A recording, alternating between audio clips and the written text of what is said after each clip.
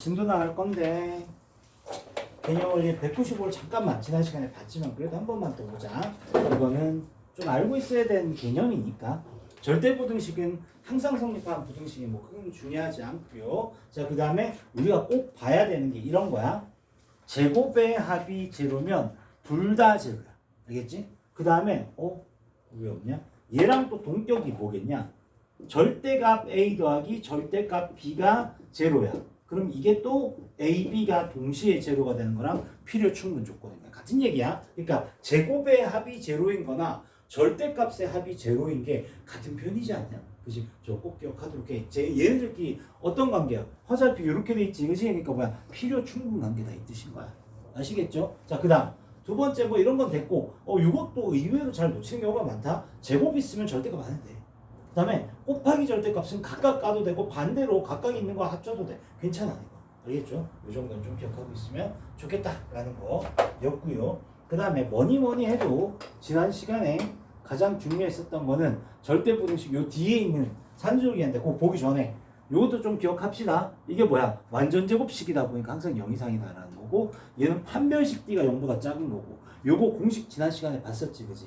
2분의 1의 각각 제곱의 합이었었던 거지. 이거 꼭 기억하도록 해. 절대부등식. 그러니까 이런 거 보고 막 생각하고 있으면 안 돼. 무조건 0 이상이야.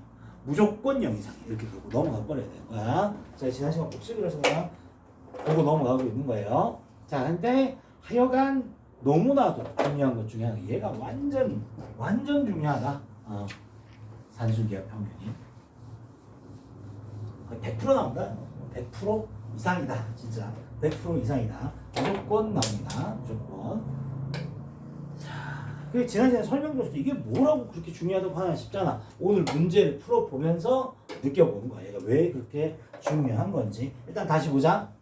산술 평균이 네가 일반적으로 내는 평균이야. 두 개 있으니까 두 개 더해서 2로 나눈 거 아니야. 산술 평균. 그 다음에 두 개 곱한 다음에 루트를 쳐. 루트를 치면 지수가 절반으로 줄잖아. 그렇지? 2의 제곱인 거 루트 치면 2 돼버리잖아. 그렇지? 그러니까 요게 기하 평균이라 그래. 그래서 항상 산술 평균보다 기하 평균이 좀 더 작은데 같거나 작을 수 있어. 어떨 때? 같을 때 AB가.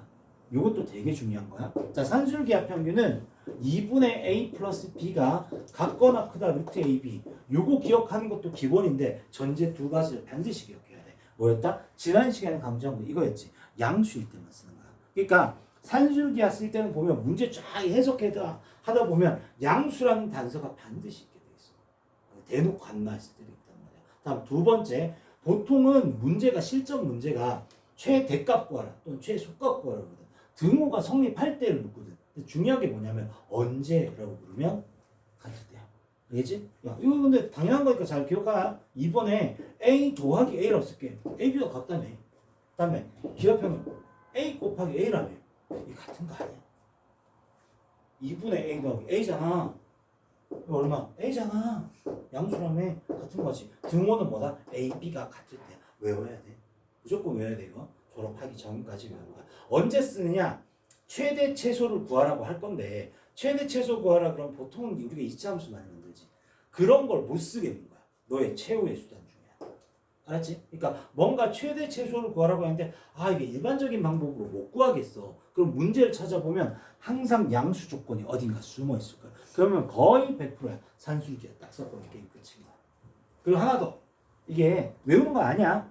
합이 일정할 때 곱에 최대 최소 물 때 이때 써먹는 거야.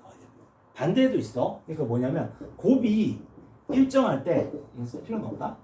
최대 최소 이럴 때 쓰는 거. 거의 이제 너네 시험 보면서 요 케이스야. 그러니까 합이 일정하다는 얘기가 뭐냐면 x 더하기 y가 7이야 이렇게 나와. 그리고 x, y의 최소값 구해봐 이런 식으로 나와. 이 7이라는 얘기가 7로 일정하다는 뜻인 거야. 알겠지? 그래서 합이 일정할 때 곱을 구하라고 할 수도 있고 반대도 있어. xy 뭐 2xy가 7일 때 그러면 그 xy가 2분의 7로 일정하잖아. 때 x 더하기 y의 최대 최소 그렇게 발문이 거의 이렇다 이 말이야. 알겠죠? 근데 뭐니 해도 얘가 있어야지만 풀 수 있다. 알겠지? 양수 조건이 없으면 절대 풀 수가 없습니다. 라는 거. 자, 그다음 코시-슈바르츠 부등식이 뭐냐? 코시-슈바르츠 부등식이 밑에 있잖아. 얘도 확인해야 돼. 확인해야 되는데 이게 둘이 지금 같이 하면 안 완전 헷갈리겠지. 그래서 우리가 산술기하를 먼저 좀 마스터하고 그 다음에 얘를 할게. 그러면 중요도는 어떻습니까? 얘가 별표 3개라면 얘는 별표 반 개 정도겠지. 그러니까 중요도는 훅 떨어지게 되는 거야. 근데 시험엔 둘 다 나와요.